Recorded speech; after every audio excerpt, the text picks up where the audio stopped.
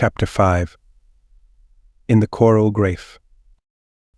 As Tarzan fell among his enemies, a man halted many miles away upon the outer verge of the morass that encircles Pal-Ul Don. Naked he was except for a loincloth and 3 belts of cartridges, 2 of which passed over his shoulders, crossing upon his chest and back, while the 3rd encircled his waist. Slung to his back by its leathern sling strap was an Enfield, and he carried too a long knife, a bow and a quiver of arrows.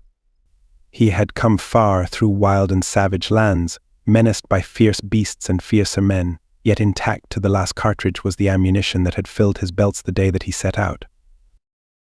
The bow and the arrows and the long knife had brought him thus far safely, yet often in the face of great risks that could have been minimized by a single shot from the well-kept rifle at his back. What purpose might he have for conserving this precious ammunition? In risking his life to bring the last bright, shining missile to his unknown goal? For what, for whom were these death-dealing bits of metal preserved? In all the world only he knew. When Pan-Ul stepped over the edge of the cliff above Coral-Ul, she expected to be dashed to instant death upon the rocks below, but she had chosen this in preference to the rending fangs of Jah. Instead, chance had ordained that she make the frightful plunge at a point where the tumbling river swung close beneath the overhanging cliff to eddy for a slow moment in a deep pool before plunging madly downward again in a cataract of boiling foam and water thundering against rocks. Into this icy pool the girl shot, and down beneath the watery surface until, half-choked, yet fighting bravely, she battled her way once more to air. Swimming strongly, she made the opposite shore and there dragged herself out upon the bank to lie panting and spent until the approaching dawn warned her to seek concealment, for she was in the country of her people's enemies. Rising, she moved into the concealment of the rank vegetation that grows so riotously in the well-watered cores of Pal-Ul Don. Hidden amidst the plant life from the sight of any who might chance to pass along the well-beaten trail that skirted the river, Pan-Ul sought rest and food. The latter growing in abundance all about her in the form of fruits and berries and succulent tubers which she scooped from the earth with the knife of the dead Assat. Ah, if she had but known that he was dead, what trials and risks and terrors she might have been saved, but she thought that he still lived, and so she dared not return to Coral-Ul, at least not yet while his rage was at white heat. Later, perhaps her father and brothers returned to their cave. She might risk it, but not now, nor could she for long remain here in the neighborhood of the hostile Coral-Ul, and somewhere she must find safety from beasts before the night set in.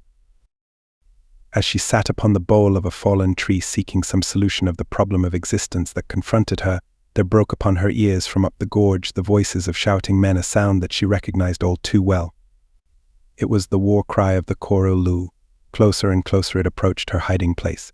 Then, through the veil of foliage, she caught glimpses of 3 figures fleeing along the trail, and behind them the shouting of the pursuers rose louder and louder as they neared her. Again she caught sight of the fugitives crossing the river below the cataract, and again they were lost to sight. And now the pursuers came into view, shouting Coral-Ul warriors, fierce and implacable, 40, perhaps 50 of them. She waited breathless, but they did not swerve from the trail and passed her. Unguessing that an enemy, she lay hid within a few yards of them. Once again she caught sight of the pursued 3 Don warriors clambering the cliff face at a point where portions of the summit had fallen away, presenting a steep slope that might be ascended by such as these. Suddenly her attention was riveted upon the 3. Could it be? Ojad Ben Otho. Had she but known a moment before.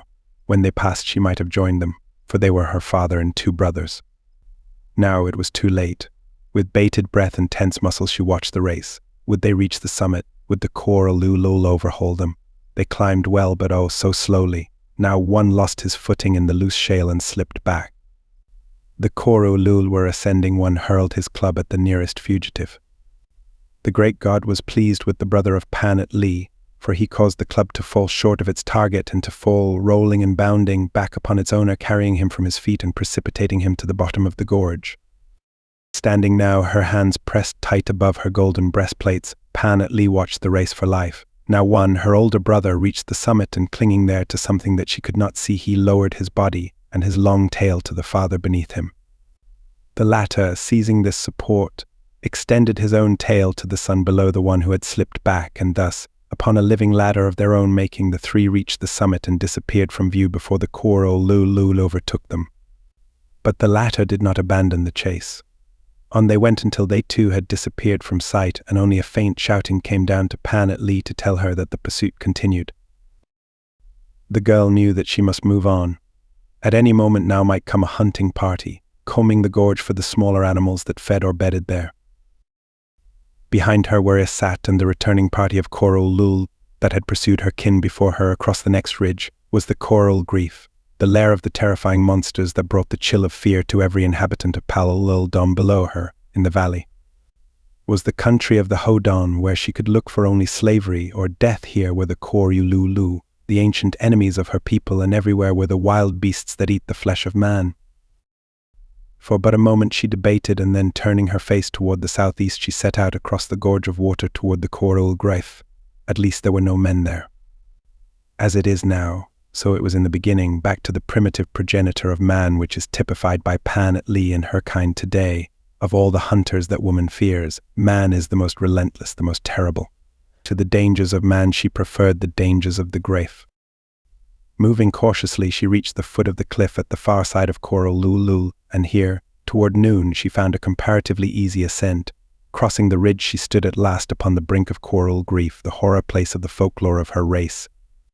Dank and mysterious grew the vegetation below. Giant trees waved their plumed tops almost level with the summit of the cliff, and over all brooded an ominous silence.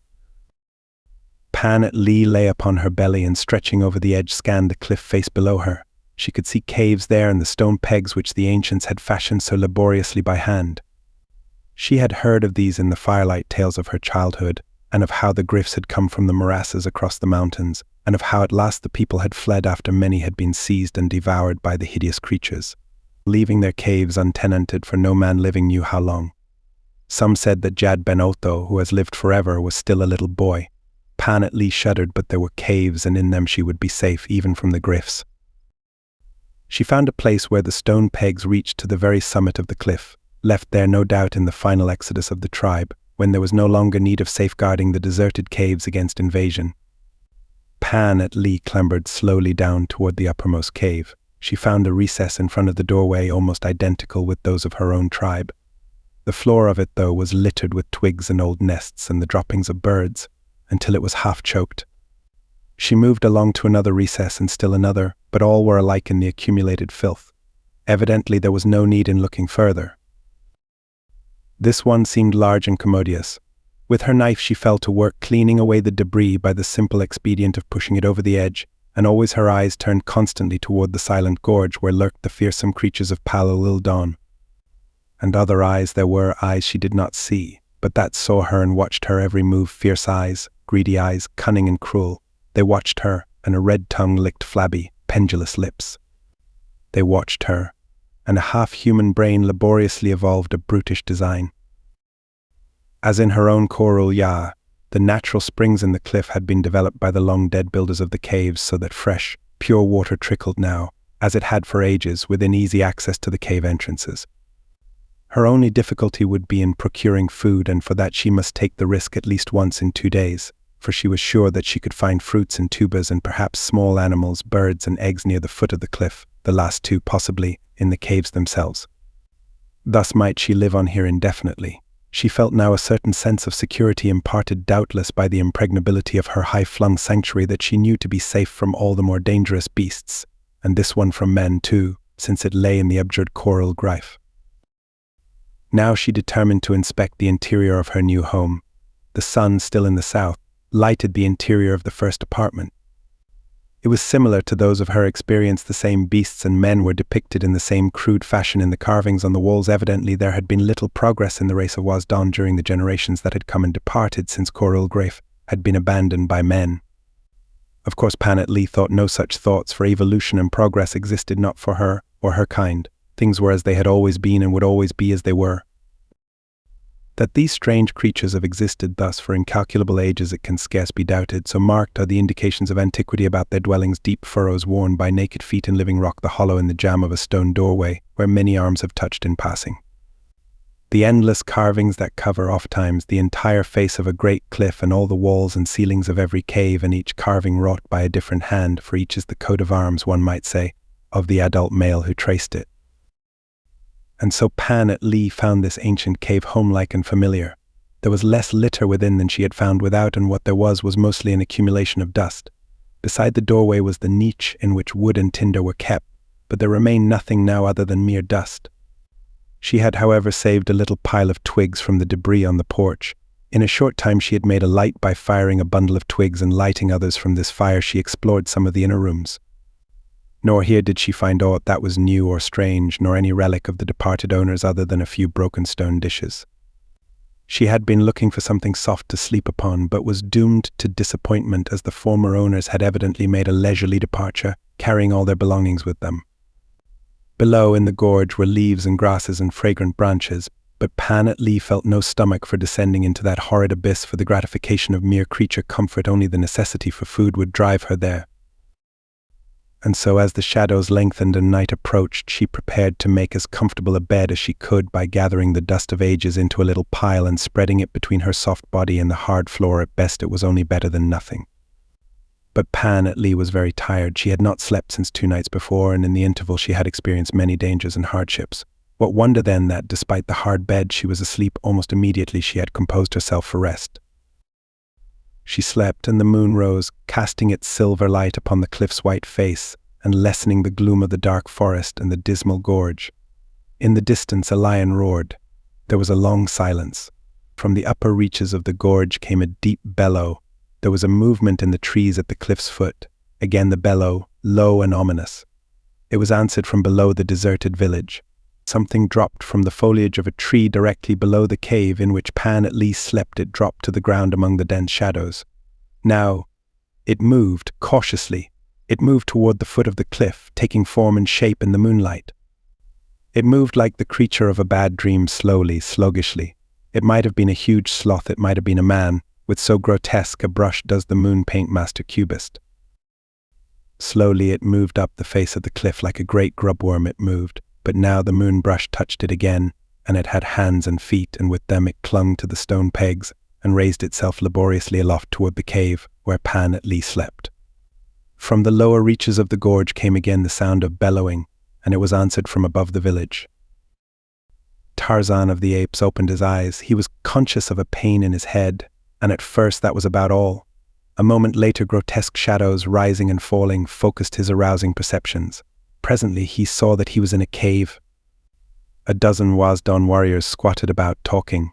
A rude stone cresset containing burning oil lighted the interior, and as the flame rose and fell, the exaggerated shadows of the warriors danced upon the walls behind them. "We brought him to you alive, Gund," he heard one of them saying, "because never before was Hodon like him seen. He has no tail, he was born without one. For there is no scar to mark where a tail had been cut off. The thumbs upon his hands and feet are unlike those of the races of Palal-Dan. He is more powerful than many men put together, and he attacks with the fearlessness of Jah. We brought him alive, that you might see him before he is slain." The chief rose and approached the ape-man, who closed his eyes and feigned unconsciousness. He felt hairy hands upon him as he was turned over, none too gently. The Gund examined him from head to foot, making comments, especially upon the shape and size of his thumbs and great toes. "With these and with no tail," he said, "it cannot climb." "No," agreed one of the warriors, "it would surely fall even from the cliff pegs." "I have never seen a thing like it," said the chief. "It is neither Wasdon nor Hodon. I wonder from whence it came, and what it is called." The Korulja shouted aloud, "Tarzan Jadguru," and we thought that they might be calling this one, said a warrior. "Shall we kill it now?" "No," replied the chief. "We will wait until its life returns into its head, that I may question it. Remain here in Tan and watch it. When it can again hear and speak, call me." He turned and departed from the cave, the others, except in Tan, following him. As they moved past him and out of the chamber, Tarzan caught snatches of their conversation which indicated that the Korul-Ja reinforcements had fallen upon their little party in great numbers and driven them away. Evidently the swift feet of Idian had saved the day for the warriors of Omat. The ape-man smiled. Then he partially opened an eye and cast it upon Intan. The warrior stood at the entrance to the cave, looking out. His back was toward his prisoner. Tarzan tested the bonds that secured his wrists. They seemed none too stout, and they had tied his hands in front of him. Evidence indeed that the Wasdon took few prisoners, if any. Cautiously he raised his wrists until he could examine the thongs that confined them. A grim smile lighted his features.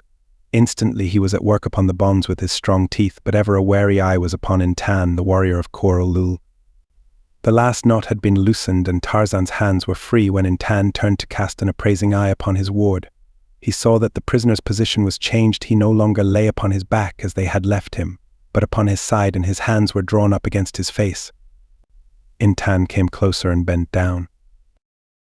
The bonds seemed very loose upon the prisoner's wrists. He extended his hand to examine them with his fingers, and instantly the two hands leapt from their bonds, one to seize his own wrist, the other his throat.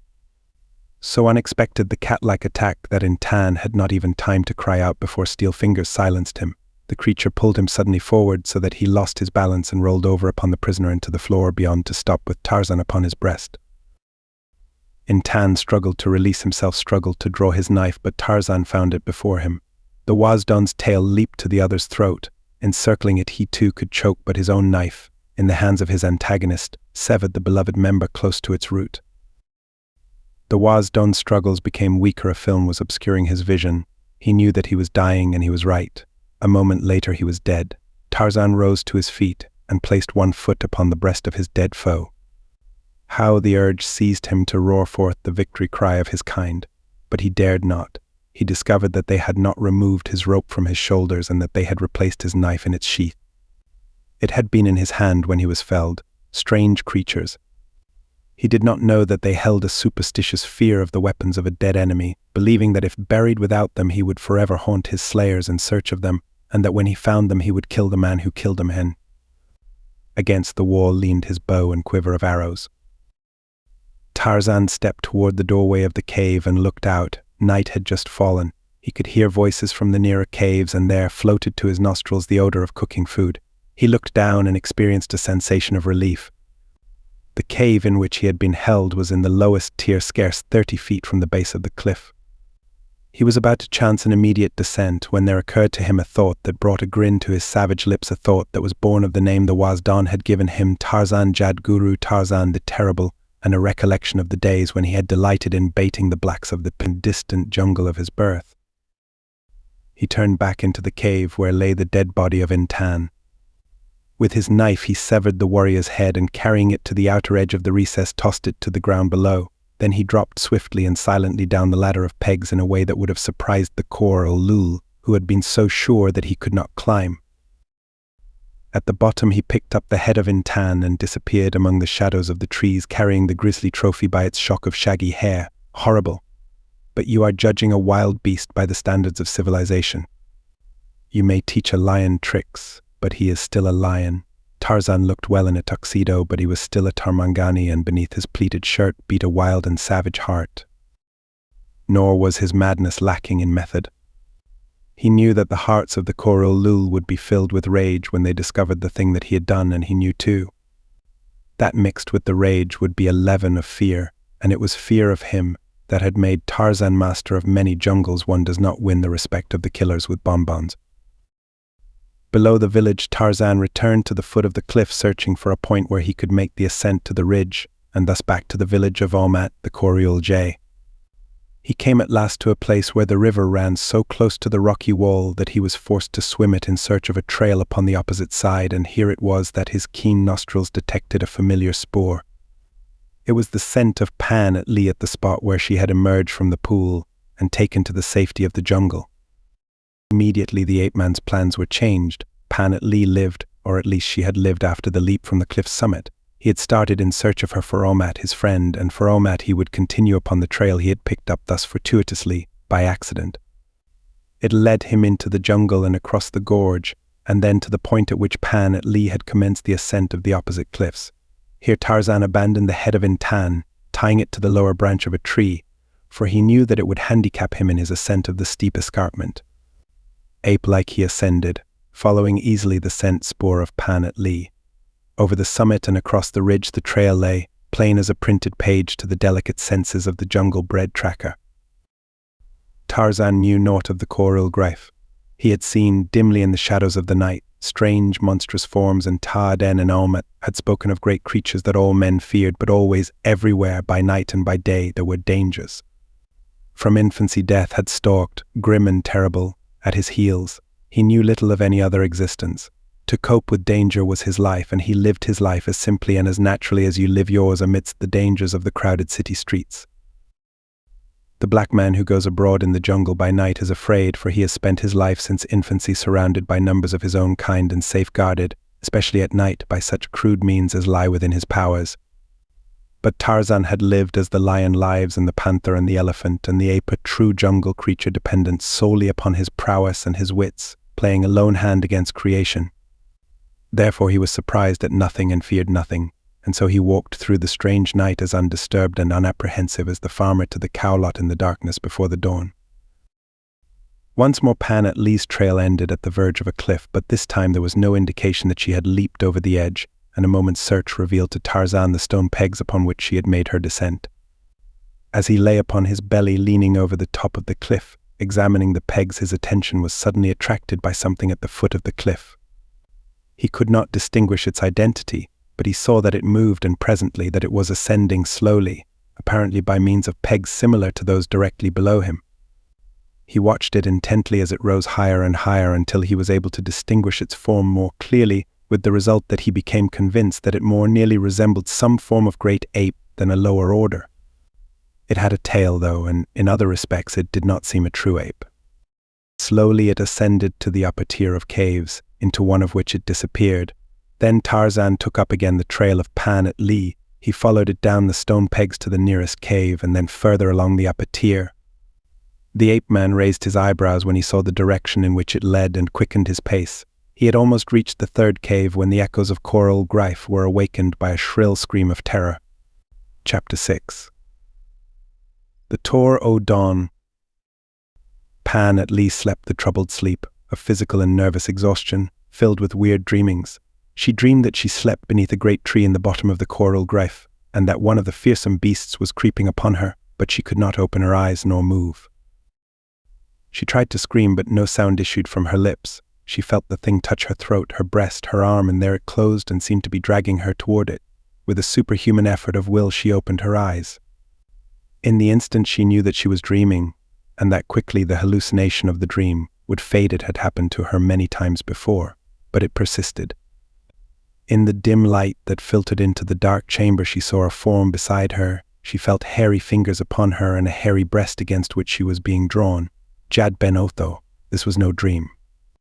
And then she screamed and tried to fight the thing from her, but her scream was answered by a low growl, and another hairy hand seized her by the hair of the head. The beast rose now upon its hind legs and dragged her from the cave to the moonlit recess without, and at the same instant she saw the figure of what she took to be a hodan rise above the outer edge of the niche. The beast that held her saw it too and growled ominously, but it did not relinquish its hold upon her hair. It crouched as though waiting an attack, and it increased the volume and frequency of its growls until the horrid sounds reverberated through the gorge, drowning even the deep bellowings of the beasts below, whose mighty thunderings had broken out anew with the sudden commotion from the high-flung cave. The beast that held her crouched, and the creature that faced it crouched also, and growled as hideously as the other. Pan at Lee trembled. This was no hodan, and though she feared the hodan, she feared this thing more. With its cat-like crouch and its beastly growls, she was lost, that Pan at Lee knew. The two things might fight for her, but whichever one, she was lost. Perhaps during the battle, if it came to that, she might find the opportunity to throw herself over into the Coral Grife.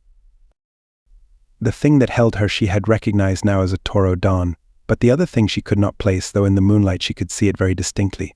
It had no tail. She could see its hands and its feet, and they were not the hands and feet of the races of Palal Dawn. It was slowly closing upon the Tor o' Dawn, and in one hand it held a gleaming knife. Now it spoke, and to Pan at Lee's terror was added an equal weight of consternation. When it leaves go of you, it said, as it will presently to defend itself, run quickly behind me, Pan at Lee, and go to the cave nearest the pegs you descended from the cliff top. Watch from there. If I am defeated, you will have time to escape this slow thing. If I am not, I will come to you there. I am Omat's friend and yours. The last words took the keen edge from Pan at Lee's terror, but she did not understand. How did this strange creature know her name? How did it know that she had descended the pegs by a certain cave? It must then have been here when she came. Pan at Lee was puzzled. Who are you? She asked, and from whence do you come? I am Tarzan, he replied, and just now I came from Omat of Korul Jah in search of you." Omat, Gund of Korul Jah. What wild talk was this? She would have questioned him further, but now he was approaching the Toro Dawn, and the latter was screaming and growling so loudly as to drown the sound of her voice. And then it did what the strange creature had said that it would do. It released its hold upon her hair as it prepared to charge.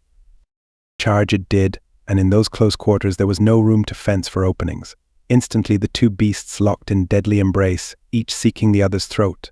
Panat Lee watched, taking no advantage of the opportunity to escape which their preoccupation gave her. She watched and waited, for into her savage little brain had come the resolve to pin her faith to this strange creature who had unlocked her heart with those 4 words, "I am Omat's friend." And so she waited, with drawn knife, the opportunity to do her bit in the vanquishing of the Toro Dawn. That the newcomer could do it unaided she well knew to be beyond the realms of possibility, for she knew well the prowess of the beast-like man with whom it fought. There were not many of them in Palal Dawn, but what few there were a terror to the women of the Waz Dawn and the Ho Dawn, for the old Toro Dawn bulls roamed the mountains and the valleys of Palal Dawn between rutting seasons, and woe betide the women who fell in their paths. With his tail the Toro Dawn sought one of Tarzan's ankles, and finding it, tripped him. The two fell heavily, but so agile was the ape-man, and so quick his powerful muscles, that even in falling he twisted the beast beneath him, so that Tarzan fell on top, and now the tail that had tripped him sought his throat, as had the tail of Intan, the Korul. In the effort of turning his antagonist's body during the fall, Tarzan had had to relinquish his knife that he might seize the shaggy body with both hands, and now the weapon lay out of reach at the very edge of the recess. Both hands were occupied for the moment in fending off the clutching fingers that sought to seize him and drag his throat within reach of his foe's formidable fangs, and now the tail was seeking its deadly hold with a formidable persistence that would not be denied. Panat Lee hovered about, breathless, her dagger ready, but there was no opening that did not also endanger Tarzan, so constantly were the two duelists changing their positions. Tarzan felt the tail slowly but surely insinuating itself about his neck, though he had drawn his head down between the muscles of his shoulders in an effort to protect this vulnerable part. The battle seemed to be going against him, for the giant beast against which he strove would have been a fair match in weight and strength for Bolgani the gorilla. And knowing this, he suddenly exerted a single superhuman effort, thrust far apart the giant hands, and with the swiftness of a striking snake buried his fangs in the jugular of the Toro Dawn. At the same instant the creature's tail coiled about his own throat, and then commenced a battle royal of turning and twisting bodies as each sought to dislodge the fatal hold of the other. But the acts of the ape-man were guided by a human brain, and thus it was that the rolling bodies rolled in the direction that Tarzan wished, toward the edge of the recess. The choking tail had shut the air from his lungs. He knew that his gasping lips were parted and his tongue protruding, and now his brain reeled and his sight grew dim. But not before he reached his goal, and a quick hand shot out to seize the knife that now lay within reach as the two bodies tottered perilously upon the brink of the chasm.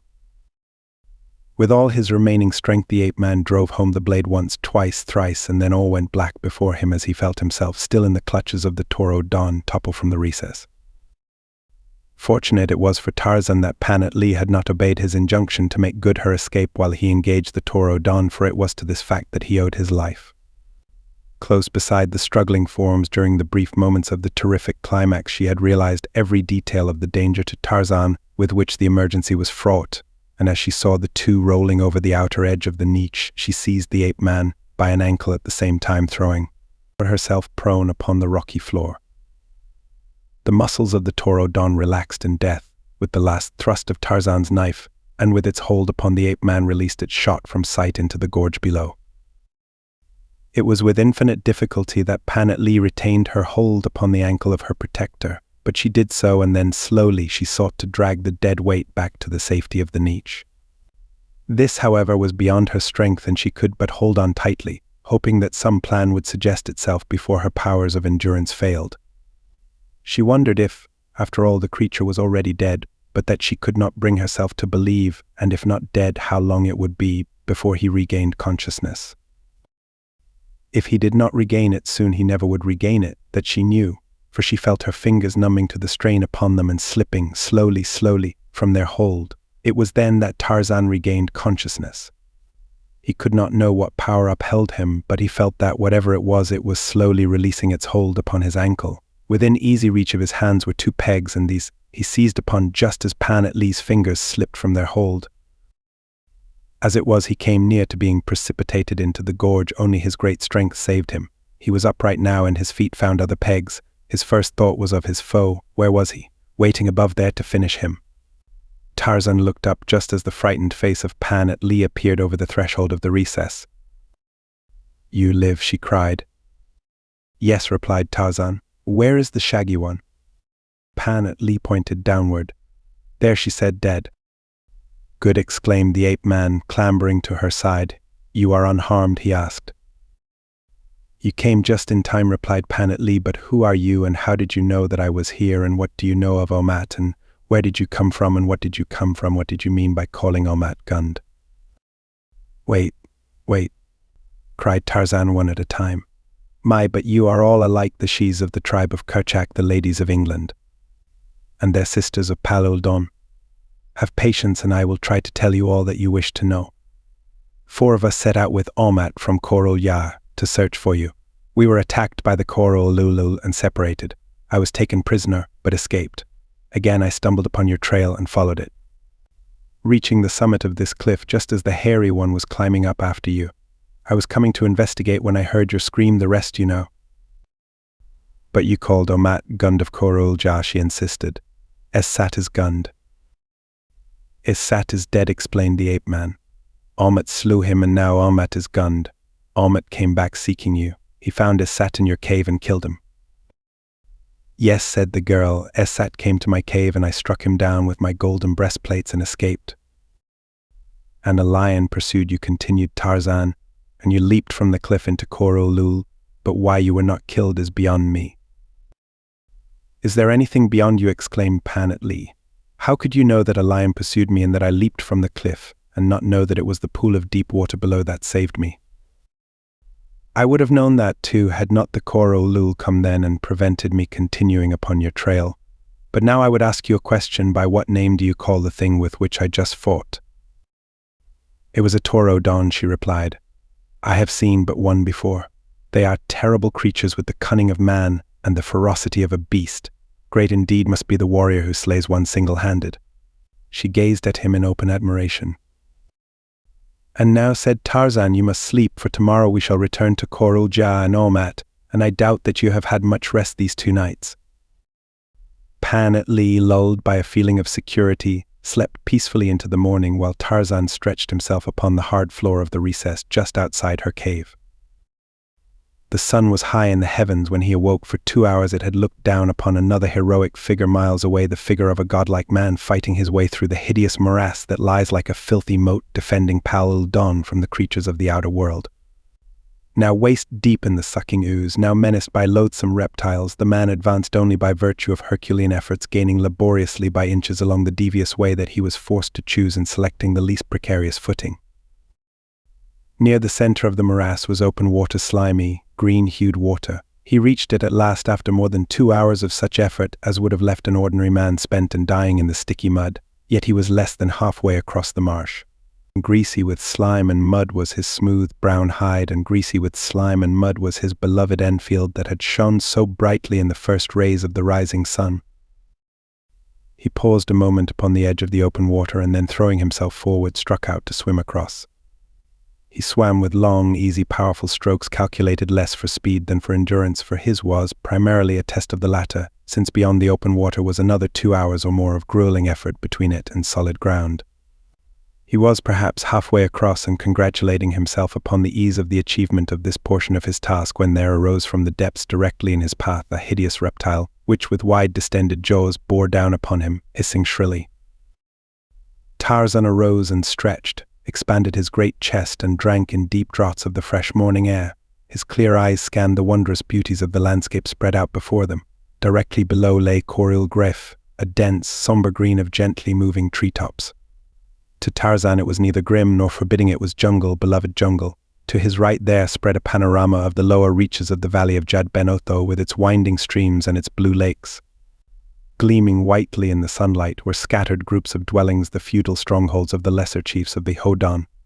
Allur, the city of light, he could not see as it was hidden by the shoulder of the cliff in which the deserted village lay. For a moment Tarzan gave himself over to that spiritual enjoyment of beauty that only the man-mind may attain, and then nature asserted herself and the belly of the beast called aloud that it was hungry. Again Tarzan looked down at Coral Gref. There was the jungle. Grew there a jungle that would not feed Tarzan? The ape-man smiled and commenced the descent to the gorge. Was there danger there? Of course. Who knew it better than Tarzan? In all jungles lies death, for life and death go hand in hand, and where life teems death reaps his fullest harvest. Never had Tarzan met a creature of the jungle with which he could not cope, sometimes by virtue of brute strength alone, again by a combination of brute strength and the cunning of the man-mind, but Tarzan had never met a Gref. He had heard the bellowings in the gorge the night before after he had lain down to sleep, and he had meant to ask Panatlee this morning what manner of beast so disturbed the slumbers of its betters. He reached the foot of the cliff and strode into the jungle, and here he halted, his keen eyes and ears watchful and alert, his sensitive nostrils searching each shifting air current for the scent spoor of game. Again he advanced deeper into the wood, his light step giving forth no sound, his bow and arrows in readiness. A light morning breeze was blowing from up the gorge, and in this direction he bent his steps. Many odors impinged upon his organs of scent. Some of these he classified without effort, but others were strange, the odors of beasts and of birds, of trees and shrubs and flowers with which he was unfamiliar. He sensed faintly the reptilian odor that he had learned to connect with the strange, nocturnal forms that had loomed dim and bulky on several occasions since his introduction to Palul Dawn. And then, suddenly he caught plainly the strong, sweet odor of Bara the deer. With the belly vocal, Tarzan's would have given a little cry of joy, for it loved the flesh of Bara. The ape-man moved rapidly but cautiously forward. The prey was not far distant, and as the hunter approached it, he took silently to the trees, and still in his nostrils was the faint reptilian odor that spoke of a great creature which he had never yet seen, except as a denser shadow among the dense shadows of the night. But the odor was of such a faintness as suggests to the jungle-bred the distance of absolute safety. And now, moving noiselessly, Tarzan came within sight of Bara drinking at a pool where the stream that waters Coral Gref crosses an open place in the jungle. The deer was too far from the nearest tree to risk a charge, so the ape-man must depend upon the accuracy and force of his first arrow, which must drop the deer in its tracks or forfeit both deer and shaft. Far back came the right hand, and the bow, that you or I might not move, bent easily beneath the muscles of the forest god. There was a singing twang, and Bara, leaping high in air, collapsed upon the ground, an arrow through his heart. Tarzan dropped to earth and ran to his kill, lest the animal might even yet rise and escape, but Bara was safely dead.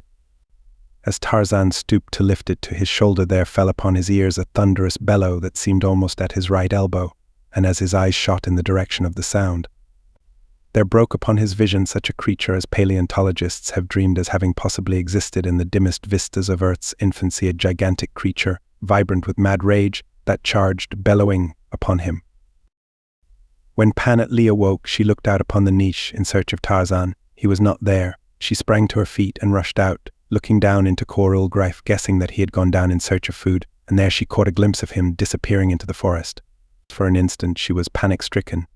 She knew that he was a stranger in Palul Dawn, and that so he might not realize the dangers that lay in that gorge of terror. Why did she not call to him to return? You or I might have done so, but no Palul Dawn, for they know the ways of the Gref, they know the weak eyes and the keen ears, and that at the sound of a human voice they come. To have called to Tarzan then would but have been to invite disaster, and so she did not call. Instead, afraid though she was, she descended into the gorge for the purpose of overhauling Tarzan and warning him in whispers of his danger. It was a brave act, since it was performed in the face of countless ages of inherited fear of the creatures that she might be called upon to face. Men have been decorated for less. Panatlee, descended from a long line of hunters, assumed that Tarzan would move upwind, and in this direction she sought his tracks, which she soon found well marked, since he had made no effort to conceal them. She moved rapidly until she reached the point at which Tarzan had taken to the trees. Of course she knew what had happened, since her own people were semi-arboreal, but she could not track him through the trees, having no such well-developed sense of scent as he. She could but hope that he had continued on upwind, and in this direction she moved, her heart pounding in terror against her ribs, her eyes glancing first in one direction and then another. She had reached the edge of a clearing when two things happened. She caught sight of Tarzan bending over a dead deer, and at the same instant a deafening roar sounded almost beside her. It terrified her beyond description, but it brought no paralysis of fear. Instead, it galvanized her into instant action, with the result that Pan at least swarmed up the nearest tree to the very loftiest branch that would sustain her weight. Then she looked down. The thing that Tarzan saw charging him when the warning bellow attracted his surprised eyes loomed terrifically monstrous before him, monstrous and awe-inspiring, but it did not terrify Tarzan, it only angered him. For he saw that it was beyond even his powers to combat, and that meant that it might cause him to lose his kill, and Tarzan was hungry. There was but a single alternative to remaining for annihilation, and that was flight swift and immediate. And Tarzan fled, but he carried the carcass of Bara, the deer, with him. He had not more than a dozen paces start, but on the other hand the nearest tree was almost as close. His greatest danger lay, he imagined, in the great, towering height of the creature pursuing him, for even though he reached the tree he would have to climb high in an incredibly short time, unless appearances were deceiving. The thing could reach up and pluck him down from any branch under 30 feet above the ground, and possibly from those up to 50 feet, if it reared up on its hind legs. But Tarzan was no sluggard, and though the Greif was incredibly fast despite its great bulk, it was no match for Tarzan, and when it comes to climbing, the little monkeys gaze with envy upon the feats of the ape-man. And so it was that the bellowing Greif came to a baffled stop at the foot of the tree, and even though he reared up and sought to seize his prey among the branches, as Tarzan had guessed he might, he failed in this also. And then, well out of reach, Tarzan came to a stop, and there, just above him, he saw Pan at Lee sitting, wide-eyed and trembling. "How came you here?" he asked. She told him. "You came to warn me," he said. "It was very brave and unselfish of you. I am chagrined that I should have been thus surprised. The creature was upwind from me, and yet I did not sense its near presence until it charged. I cannot understand it." "It is not strange," said Pan at Lee. "That is one of the peculiarities of the Greif. It is said that man never knows of its presence until it is upon him, so silently does it move despite its great size." "But I should have smelled it," cried Tarzan disgustedly. "Smelled it," ejaculated Pan at Lee. "Smelled it?" "Certainly. How do you suppose I found this deer so quickly? And I sensed the Greif too, but faintly, as at a great distance." Tarzan suddenly ceased speaking and looked down at the bellowing creature below them. His nostrils quivered as though searching for a scent. "Ah," he exclaimed. "I have it." "What?" asked Pan at Lee. "I was deceived because the creature gives off practically no odor," explained the ape-man. "What I smelled was the faint aroma that doubtless permeates the entire jungle because of the long presence of many of the creatures. It is the sort of odor that would remain for a long time, faint as it is." Pan at Lee. "Did you ever hear of a triceratops?" "No." "Well, this thing that you call a Greif is a triceratops, and it has been extinct for hundreds of thousands of years. I have seen its skeleton in the museum in London and a figure of one restored. I always thought that the scientists who did such work depended principally upon an overwrought imagination, but I see that I was wrong. This living thing is not an exact counterpart of the restoration that I saw, but it is so similar as to be easily recognizable. And then, too, we must remember that during the ages that have elapsed since the paleontologist's specimen lived, many changes might have been wrought by evolution in the living line that has quite evidently persisted in Pal Don.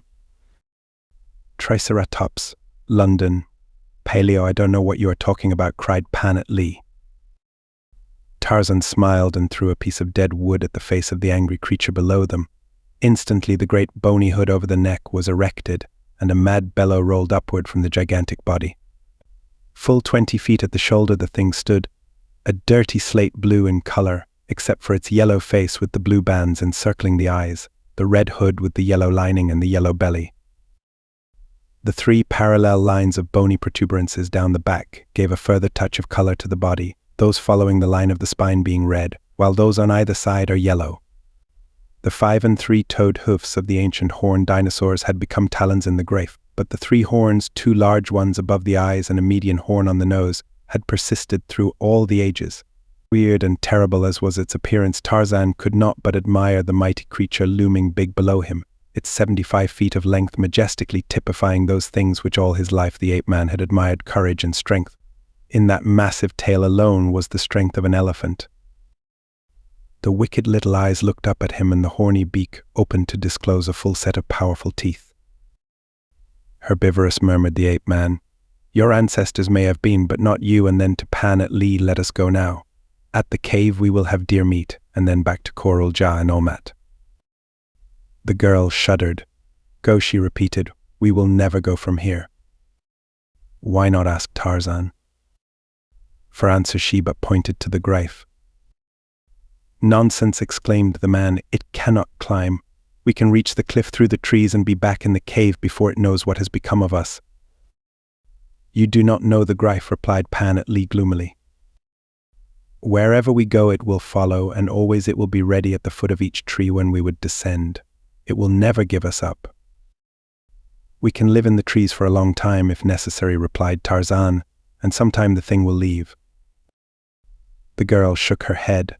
Never, she said, and then there are the taureaux d'On. They will come and kill us, and after eating a little will throw the balance to the Greif. The Greif and taureaux d'On are friends, because the taureaux d'On shares his food with the Greif. You may be right, said Tarzan, but even so I don't intend waiting here for someone to come along and eat part of me and then feed the balance to that beast below. If I don't get out of this place whole, it won't be my fault. Come along now and we'll make a try at it. And so saying, he moved off through the treetops with Pan at Lee close behind. Below them on the ground moved the horned dinosaur, and when they reached the edge of the forest where there lay 50 yards of open ground to cross to the foot of the cliff, he was there with them, at the bottom of the tree, waiting. Tarzan looked ruefully down and scratched his head. Chapter 7. Jungle Craft. Presently he looked up and at Pan at Lee. Can you cross the gorge through the trees very rapidly? He questioned. Alone? She asked. No, replied Tarzan. I can follow wherever you can lead, she said then. Or across and back again. Yes. Then come, and do exactly as I bid. He started back again through the trees, swiftly swinging monkey-like from limb to limb, following a zigzag course that he tried to select with an eye for the difficulties of the trail beneath. Where the underbrush was heaviest, where fallen trees blocked the way, he led the footsteps of the creature below them, but all to no avail. When they reached the opposite side of the gorge, the Greif was with them. Back again, said Tarzan, and turning, the two retraced their high-flung way through the upper terraces of the ancient forest of Corioul Greif. But the result was the same. No, not quite. It was worse, for another Greif had joined the first, and now two waited beneath the tree in which they stopped. The cliff looming high above them with its innumerable cave mouths seemed to beckon and to taunt them. It was so near, yet eternity yawned between. The body of the taureaux d'On lay at the cliff's foot where it had fallen. It was in plain view of the two in the tree. One of the Greifs walked over and sniffed about it, but did not offer to devour it. Tarzan had examined it casually as he had passed earlier in the morning. He guessed that it represented either a very high order of ape or a very low order of man, something akin to the Java man, perhaps a truer example of the Pithecanthropy than either the Ho-Don or the Was-Don, possibly the precursor of them both. As his eyes wandered idly over the scene below, his active brain was working out the details of the plan that he had made to permit Pan at Lee's escape from the gorge. His thoughts were interrupted by a strange cry from above them in the gorge. Wee-oo, wee-oo, it sounded, coming closer. The Greifs below raised their heads and looked in the direction of the interruption. One of them made a low, rumbling sound in its throat. It was not a bellow, and it did not indicate anger. Immediately the wee-oo responded. The Greifs repeated the rumbling, and at intervals the wee-oo was repeated, coming ever closer.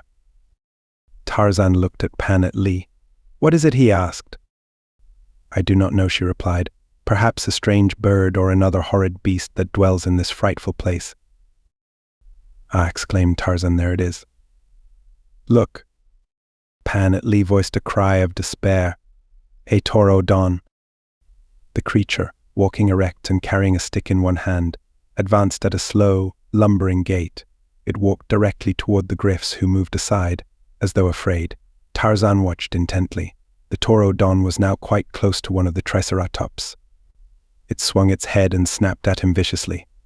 Instantly the taureaux d'On sprang in and commenced to belabor the huge beast across the face with his stick. To the ape-man's amazement, the Greif, that might have annihilated the comparatively puny taureaux d'On instantly, in any of a dozen ways, cringed like a whipped cur. Wee-oo, wee-oo, shouted the taureaux d'On, and the Greif came slowly toward him. A whack on the median horn brought it to a stop. Then the taureaux d'On walked around behind it, clambered up its tail, and seated himself astraddle of the huge back. Wee-oo, he shouted and prodded the beast with a sharp point of his stick. the Grafe commenced to move off.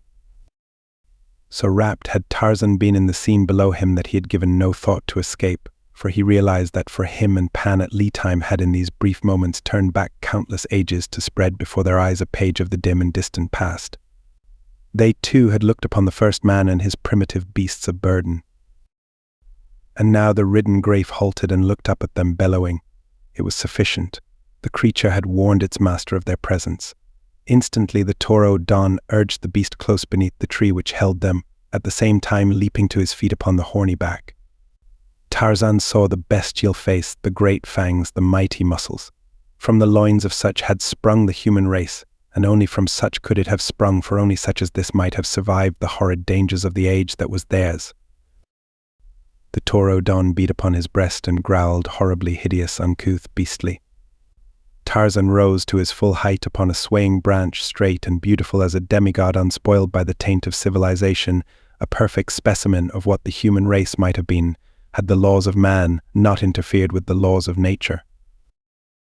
The present fitted an arrow to his bow and drew the shaft far back. The past, basing its claims upon brute strength, sought to reach the other and drag him down, but the loosed arrow sank deep into the savage heart, and the past sank back into the oblivion that had claimed his kind. Tarzan Jadguru murmured Pan at Lee, unknowingly giving him out of the fullness of her admiration the same title that the warriors of her tribe had bestowed upon him. The ape-man turned to her. Pan at Lee. He said, these beasts may keep us treed here indefinitely. I doubt if we can escape together, but I have a plan. You remain here hiding yourself in the foliage, while I start back across the gorge inside of them and yelling to attract their attention. Unless they have more brains than I suspect, they will follow me. When they are gone, you make for the cliff. Wait for me in the cave not longer than today. If I do not come by tomorrow's sun, you will have to start back for Korul Jah alone. Here is a joint of deer meat for you. He had severed one of the deer's hind legs, and this he passed up to her. I cannot desert you, she said simply. It is not the way of my people to desert a friend and ally. Ahmet would never forgive me. Tell Ahmet that I commanded you to go, replied Tarzan. It is a command, she asked. It is. Goodbye, Pan at Lee. Hasten back to Ahmet. You are a fitting mate for the chief of Korul Jah. He moved off slowly through the trees. Goodbye, Tarzan Jadguru, she called after him. Fortunate are my Ahmet and his Pan at Lee in owning such a friend. Tarzan, shouting aloud, continued upon his way, and the great Griffs, lured by his voice, followed beneath. His ruse was evidently proving successful, and he was filled with elation as he led the bellowing beasts farther and farther from Pan at Lee. He hoped that she would take advantage of the opportunity afforded her for escape, yet at the same time he was filled with concern as to her ability to survive the dangers which lay between Korul Grafe and Korul Jah. There were lions and taureau dons and the unfriendly tribe of Korul Lul to hinder her progress, though the distance in itself to the cliffs of her people was not great. He realized her bravery and understood the resourcefulness that she must share in common with all primitive people who, day by day, must contend face to face with nature's law of the survival of the fittest. Unaided by any of the numerous artificial protections that civilization has thrown around its brood of weaklings. Several times during this crossing of the gorge, Tarzan endeavored to outwit his keen pursuers, but all to no avail. Double as he would, he could not throw them off his track, and ever as he changed his course, they changed theirs to conform. Along the verge of the forest upon the southeastern side of the gorge, he sought some point at which the trees touched some negotiable portion of the cliff, but though he traveled far both up and down the gorge, he discovered no such easy avenue of escape. The ape-man finally commenced to entertain an idea of the hopelessness of his case, and to realize to the full why the Korul Grafe had been religiously abjured by the races of Pal Don for all these many ages. Night was falling, and though, since early morning, he had sought diligently a way out of this cul-de-sac, he was no nearer to liberty than at the moment the first bellowing Grafe had charged him as he stooped over the carcass of his kill. But with the falling of night came renewed hope, for, in common with the great cats, Tarzan was, to a greater or lesser extent, a nocturnal beast. It is true he could not see by night as well as they, but that lack was largely recompensed for by the keenness of his scent and the highly developed sensitiveness of his other organs of perception. As the blind follow and interpret their braille characters with deft fingers, so Tarzan reads the book of the jungle with feet and hands and eyes and ears and nose, each contributing its share to the quick and accurate translation of the text. But again he was doomed to be thwarted by one vital weakness: he did not know the Greif, and before the night was over he wondered if the things never slept, for wheresoever he moved they moved also, and always they barred his road to liberty. Finally, just before dawn, he relinquished his immediate effort and sought rest in a friendly tree crotch in the safety of the middle terrace. Once again was the sun high when Tarzan awoke, rested and refreshed. Keen to the necessities of the moment, he made no effort to locate his jailers, lest in the act he might apprise them of his movements. Instead, he sought cautiously and silently to melt away among the foliage of the trees. His first move, however, was heralded by a deep bellow from below. Among the numerous refinements of civilization that Tarzan had failed to acquire was that of profanity, and possibly it is to be regretted, since there are circumstances under which it is at least a relief to pent emotion. And it may be that in effect Tarzan resorted to profanity, if there can be physical as well as vocal swearing, since immediately the bellow announced that his hopes had been again frustrated. He turned quickly, and seeing the hideous face of the Greif below him, seized a large fruit from a nearby branch and hurled it viciously at the horned snout. The missile struck full between the creature's eyes, resulting in a reaction that surprised the ape-man. It did not arouse the beast to a show of revengeful rage as Tarzan had expected and hoped. Instead, the creature gave a single vicious side snap at the fruit as it bounded from his skull, and then turned sulkily away, walking off a few steps. There was that in the act that recalled immediately to Tarzan's mind similar action on the preceding day when the taureau Don had struck one of the creatures across the face with his staff. And instantly there sprung to the cunning and courageous brain a plan of escape from his predicament that might have blanched the cheek of the most heroic. The gambling instinct is not strong among creatures of the wild. The chances of their daily life are sufficient stimuli for the beneficial excitement of their nerve centers.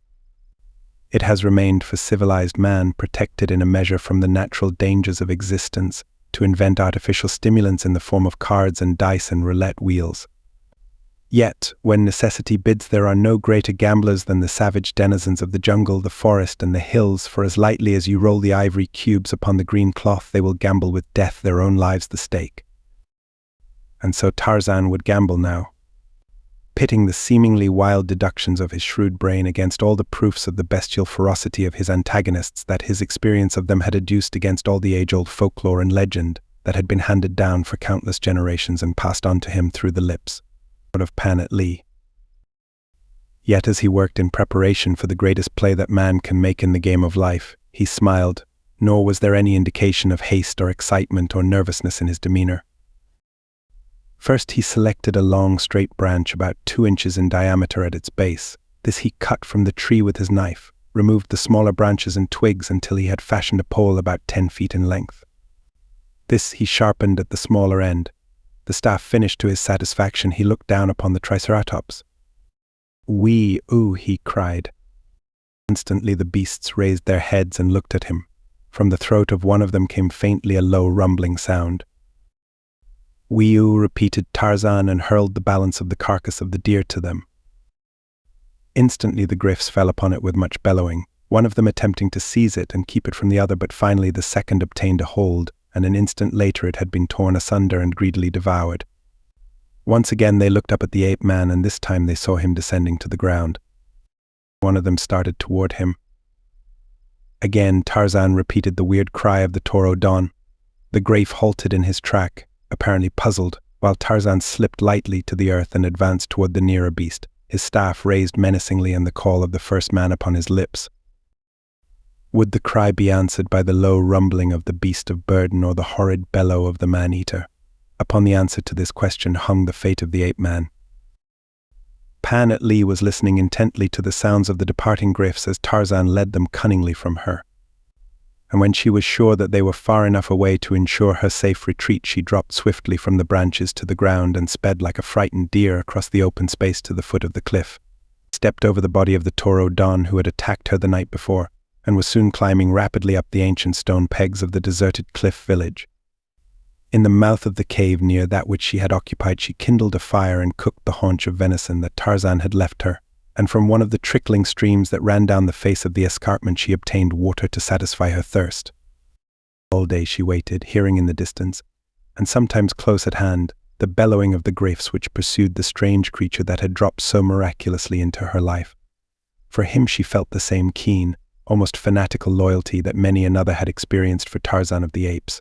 Beast and human, he had held them to him with bonds that were stronger than steel, those of them that were clean and courageous, and the weak and the helpless, but never could Tarzan claim among his admirers the coward, the ingrate, or the scoundrel from such, both man and beast. He had one fear and hatred. To Pan-at-Lee he was all that was brave and noble and heroic, and too he was Omat's friend, the friend of the man she loved. For any one of these reasons Pan-at-Lee would have died for Tarzan, for such is the loyalty of the simple-minded children of nature. It has remained for civilization to teach us to weigh the relative rewards of loyalty and its antithesis. The loyalty of the primitive is spontaneous, unreasoning, unselfish, and such was the loyalty of Pan-at-Lee for the Tarmangani. And so it was that she waited that day and night, hoping that he would return, that she might accompany him back to Omat, for her experience had taught her that in the face of danger two have a better chance than one. But Tarzan Jadguru had not come, and so upon the following morning Pan-at-Lee set out upon her return to Korul-Ja. She knew the dangers, and yet she faced them with the stolid indifference of her race. When they directly confronted and menaced her would be time enough to experience fear or excitement or confidence. In the meantime it was unnecessary to waste nerve energy by anticipating them. She moved therefore through her savage land with no greater show of concern than might mark your sauntering to a corner drugstore for a Sunday. But this is your life, and that is Pan-at-Lee's, and even now as you read this, Pan-at-Lee may be sitting upon the edge of the recess of Omat's cave, while the Ja and Jato roar from the gorge below, and from the ridge above. And the Korul-Lul threaten upon the south, and the Hodon from the valley of Jad Ben Otho far below, for Pan-at-Lee still lives and preens her silky coat of jet beneath the tropical moonlight of Pal-ul-Dan. But she was not to reach Korul-Ja this day, nor the next, nor for many days after, though the danger that threatened her was neither Wasdon enemy nor savage beast. She came without misadventure to the Korul-Lu land after descending its rocky southern wall without catching the slightest glimpse of the hereditary enemies of her people. She experienced a renewal of confidence that was little short of practical assurance that she would successfully terminate her venture and be restored once more to her own people and the lover she had not seen for so many long and weary moons. She was almost across the gorge now, and moving with an extreme caution abated no whit by her confidence, for wariness is an instinctive trait of the primitive, something which cannot be laid aside even momentarily if one would survive. And so she came to the trail that follows the windings of Korul-Lul from its uppermost reaches down into the broad and fertile valley of Jad Ben Otho. And as she stepped into the trail, there rose on either side of her from out of the bushes that border the path, as though materialized from thin air, a score of tall, white warriors of the Hodon. Like a frightened deer, Pan-at-Lee cast a single startled look at these menaces of her freedom and leaped quickly toward the bushes in an effort to escape, but the warriors were too close at hand. They closed upon her from every side, and then, drawing her knife, she turned at bay, metamorphosed by the fires of fear and hate from a startled deer to a raging tiger cat. They did not try to kill her, but only to subdue and capture her, and so it was that more than a single Hodon warrior felt the keen edge of her blade in his flesh before they had succeeded in overpowering her by numbers. And still she fought and scratched and bit, after they had taken the knife from her, until it was necessary to tie her hands and fasten a piece of wood between her teeth by means of thongs passed behind her head. At first she refused to walk when they started off in the direction of the valley, but after two of them had seized her by the hair and dragged her for a number of yards, she thought better of her original decision, and came along with them, though still as defiant as her bound wrists and gagged mouth would permit. Near the entrance to Korul-Lul they came upon another body of their warriors, with which were several Wasdon prisoners from the tribe of Korul-Lul. It was a raiding party come up from a Hodon city of the valley after slaves. This Pan-at-Lee knew, for the occurrence was by no means unusual. During her lifetime the tribe to which she belonged had been sufficiently fortunate, or powerful, to withstand successfully the majority of such raids made upon them, but yet Pan-at-Lee had known of friends and relatives who had been carried into slavery by the Hodon, and she knew too. Another thing which gave her hope, as doubtless it did to each of the other captives, that occasionally the prisoners escaped from the cities of the hairless whites. After they had joined the other party, the entire band set forth into the valley, and presently, from the conversation of her captors, Pan-at-Lee knew that she was headed for Allur, the city of light, while in the cave of his ancestors, Omat, chief of the Korul-Ja, bemoaned the loss of both his friend and she that was to have been his mate. Chapter 8. Allur. as the hissing reptile bore down upon the stranger swimming in the open water near the center of the morass on the frontier of Palul, it seemed to the man that this indeed must be the futile termination of an arduous and danger-filled journey. It seemed, too, equally futile to pit his puny knife against this frightful creature. Had he been attacked on land, it is possible that he might as a last resort have used his Enfield, though he had come thus far through all these weary, danger-ridden miles without recourse to it, though again and again had his life hung in the balance in the face of the savage denizens of forest, jungle, and steppe. For whatever it may have been for which he was preserving his precious ammunition, he evidently held it more sacred even than his life, for as yet he had not used a single round, and now the decision was not required of him, since it would have been impossible for him to have unslung his Enfield, loaded and fired with the necessary celerity while swimming. Though his chance for survival seemed slender and hope at its lowest ebb, he was not minded therefore to give up without a struggle. Instead, he drew his blade and awaited the oncoming reptile. The creature was like no living thing he ever before had seen, although possibly it resembled a crocodile in some respects more than it did anything with which he was familiar. As this frightful survivor of some extinct progenitor charged upon him with distended jaws, there came to the man quickly a full consciousness of the futility of endeavoring to stay the mad rush or pierce the armor-coated hide with his little knife. The thing was almost upon him now, and whatever form of defense he chose must be made quickly. There seemed but a single alternative to instant death, and this he took at almost the instant the great reptile towered directly above him. With the celerity of a seal, he dove headforemost beneath the oncoming body, and at the same instant, turning upon his back, he plunged his blade into the soft, cold surface of the slimy belly as the momentum of the hurtling reptile carried it swiftly over him. And then with powerful strokes he swam on beneath the surface for a dozen yards before he rose. A glance showed him the stricken monster plunging madly in pain and rage upon the surface of the water behind him. That it was writhing in its death agonies was evidenced by the fact that it made no effort to pursue him, and so to the accompaniment of the shrill screaming of the dying monster.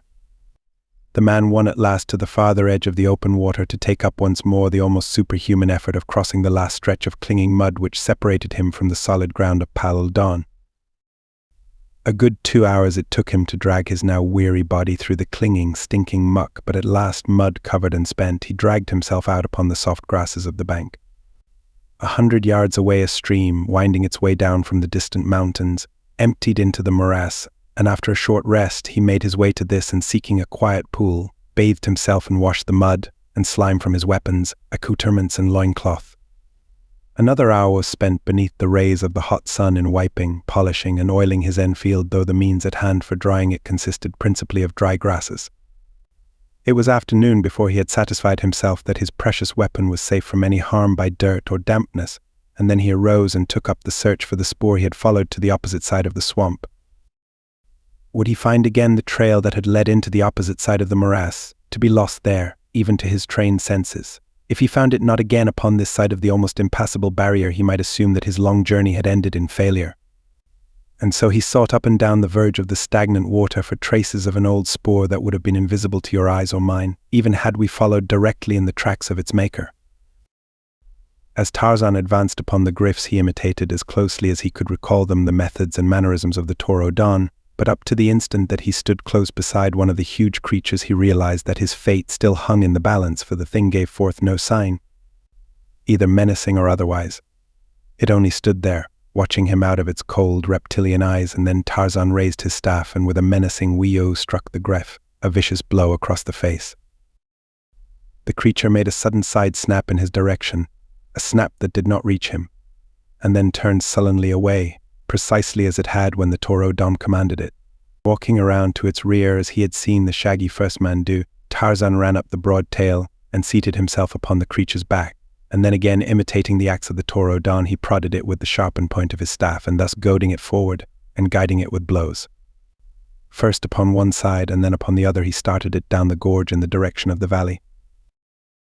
At first it had been in his mind only to determine if he could successfully assert any authority over the great monsters, realizing that in this possibility lay his only hope of immediate escape from his jailers. But once seated upon the back of his titanic mount, the ape-man experienced the sensation of a new thrill that recalled to him the day in his boyhood that he had first clambered to the broad head of Tantor, the elephant, and this, together with the sense of mastery that was always meat and drink to the lord of the jungle, decided him to put his newly acquired power to some utilitarian purpose. Pan at Lee, he judged, must either have already reached safety or met with death. At least no longer could he be of service to her, while below Coral Greif, in the soft green valley, lay Allure, the city of light, which since he had gazed upon it from the shoulder of Pastoral Ved, had been his ambition and his goal. Whether or not its gleaming walls held the secret of his lost mate, he could not even guess, but if she lived at all within the precincts of Palolildon, it must be among the Hodon, since the hairy black men of this forgotten world took no prisoners. And so to Allure he would go, and how more effectively than upon the back of this grim and terrible creature that the races of Palolildon held in such awe. A little mountain stream tumbles down from Coral Greif to be joined in the foothills with that which empties the waters of Coral Lul into the valley, forming a small river which runs southwest, eventually entering the valley's largest lake at the city of Allure, through the center of which the stream passes. An ancient trail, well marked by countless generations of naked feet of man and beast, leads down toward Allure beside the river, and along this Tarzan guided the Greif. Once clear of the forest which ran below the mouth of the gorge, Tarzan caught occasional glimpses of the city gleaming in the distance far below him. The country through which he passed was resplendent with the riotous beauties of tropical verdure.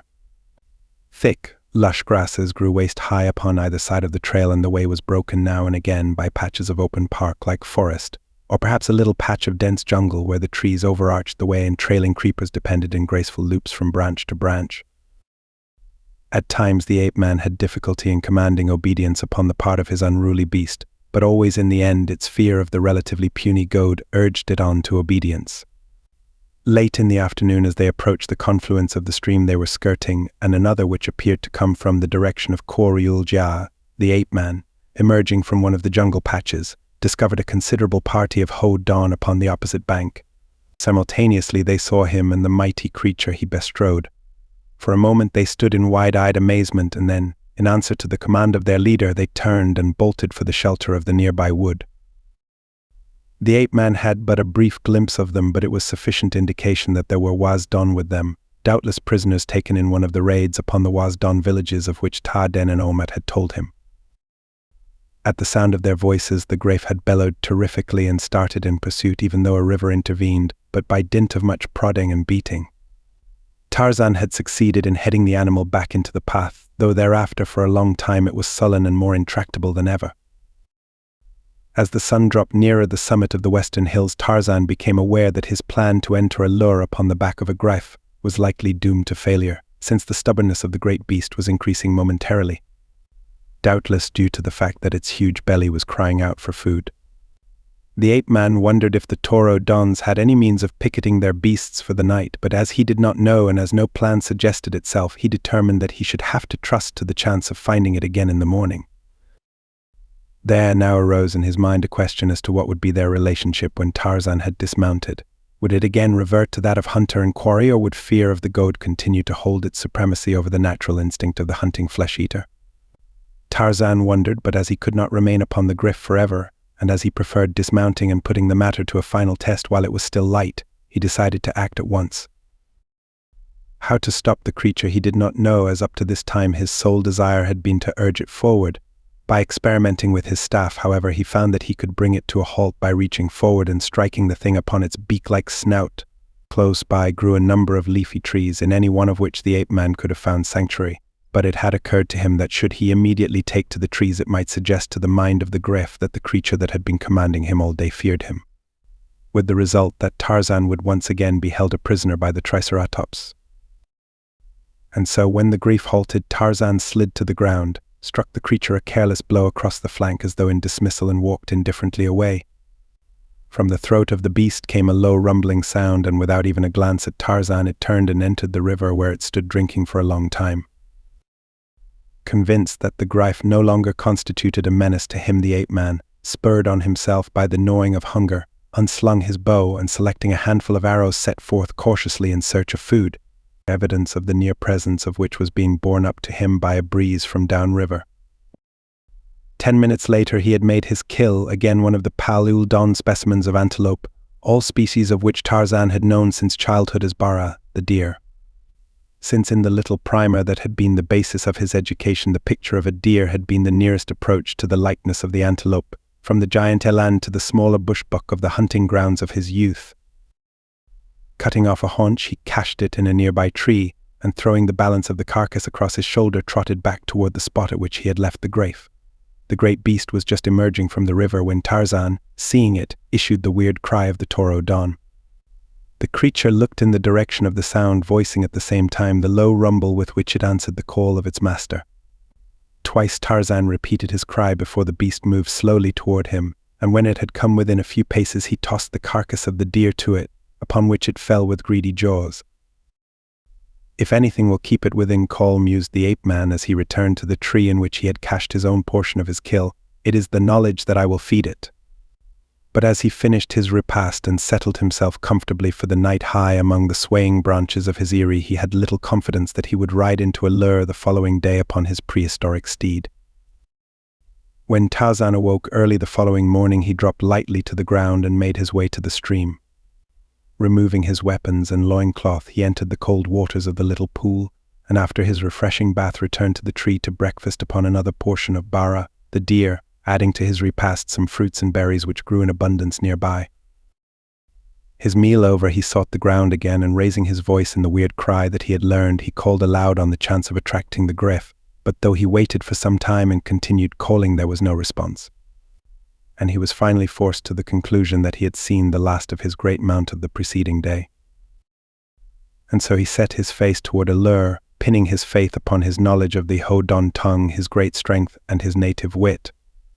Refreshed by food and rest, the journey toward Allure, made in the cool of the morning along the bank of the joyous river, he found delightful in the extreme.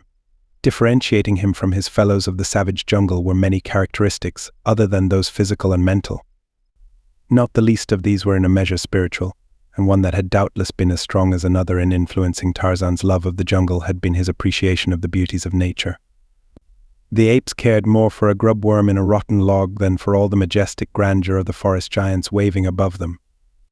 The only beauties that Numa acknowledged were those of his own person as he paraded them before the admiring eyes of his mate, but in all the manifestations of the creative power of nature of which Tarzan was cognizant, he appreciated the beauties. As Tarzan neared the city, his interest became centered upon the architecture of the outlying buildings, which were hewn from the chalk-like limestone of what had once been a group of low hills, similar to the many grass-covered hillocks that dotted the valley in every direction. Tia Den's explanation of the Hodon methods of house construction accounted for the ofttimes remarkable shapes and proportions of the buildings which, during the ages that must have been required for their construction, had been hewn from the limestone hills. The exteriors chiseled to such architectural forms as appealed to the eyes of the builders, while at the same time following roughly the original outlines of the hills in an evident desire to economize both labor and space. The excavation of the apartments within had been similarly governed by necessity.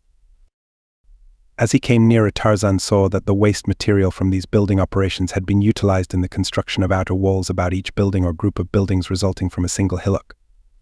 And later he was to learn that it had also been used for the filling of inequalities between the hills and the forming of paved streets throughout the city, the result, possibly, more of the adoption of an easy method of disposing of the quantities of broken limestone than by any real necessity for pavements. There were people moving about within the city and upon the narrow ledges and terraces that broke the lines of the buildings, and which seemed to be a peculiarity of Hodon architecture, a concession, no doubt, to some inherent instinct that might be traced back to their early cliff-dwelling progenitors. Tarzan was not surprised that at a short distance he aroused no suspicion or curiosity in the minds of those who saw him, since, until closer scrutiny was possible, there was little to distinguish him from a native either in his general conformation or his color. He had, of course, formulated a plan of action, and, having decided, he did not hesitate in the carrying out his plan. With the same assurance that you might venture upon the main street of a neighboring city, Tarzan strode into the Hodon city of Allure. The first person to detect his spuriousness was a little child playing in the arched gateway of one of the walled buildings. "No tail, no tail," it shouted, throwing a stone at him, and then it suddenly grew dumb and its eyes wide as it sensed that this creature was something other than a mere Hodon warrior who had lost his tail. With a gasp, the child turned and fled screaming into the courtyard of its home. Tarzan continued on his way, fully realizing that the moment was imminent when the fate of his plan would be decided. Nor had he long to wait, since at the next turning of the winding street he came face to face with a Hodon warrior. He saw the sudden surprise in the latter's eyes, followed instantly by one of suspicion, but before the fellow could speak, Tarzan addressed him.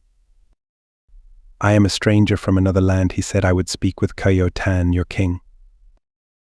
The fellow stepped back, laying his hand upon his knife. "There are no strangers that come to the gates of Allur," he said, "other than as enemies or slaves." "I come neither as a slave nor an enemy," replied Tarzan. "I come directly from Jad Ben Otho. Look."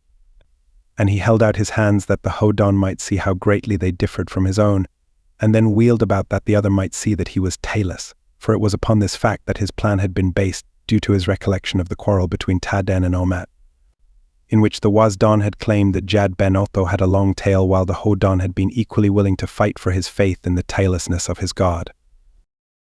The warrior's eyes widened and an expression of awe crept into them, though it was still tinged with suspicion. "Jad Ben Otho," he murmured, and then, "It is true that you are neither Hodon nor Wazdon, and it is also true that Jad Ben Otho has no tail. Come," he said, "I will take you to Tan, for this is a matter in which no common warrior may interfere. Follow me." And still clutching the handle of his knife, and keeping a wary side glance upon the ape-man, he led the way through Allur. The city covered a large area. Sometimes there was a considerable distance between groups of buildings, and again they were quite close together. There were numerous imposing groups, evidently hewn from the larger hills, often rising to a height of 100 feet or more. As they advanced, they met numerous warriors and women, all of whom showed great curiosity in the stranger, but there was no attempt to menace him when it was found that he was being conducted to the palace of the king. They came at last to a great pile that sprawled over a considerable area, its western front facing upon a large blue lake and evidently hewn from what had once been a natural cliff. This group of buildings was surrounded by a wall of considerably greater height than any that Tarzan had before seen.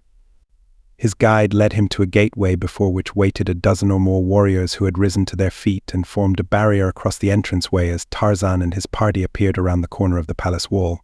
For by this time he had accumulated such a following of the curious as presented to the guards the appearance of a formidable mob.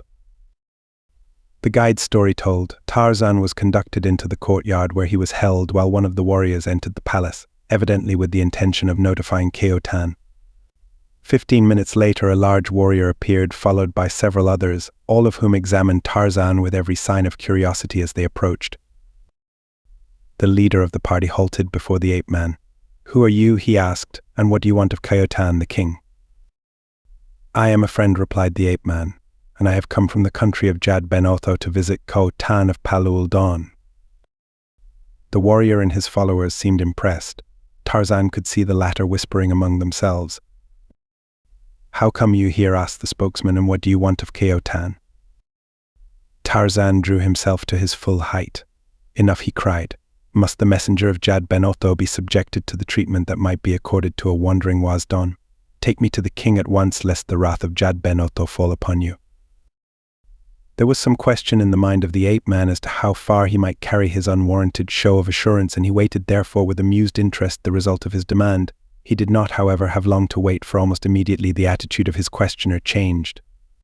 He whitened, cast an apprehensive glance toward the eastern sky, and then extended his right palm toward Tarzan, placing his left over his own heart in the sign of amity that was common among the peoples of Palul Dawn. Tarzan stepped quickly back as though from a profaning hand, a feigned expression of horror and disgust upon his face.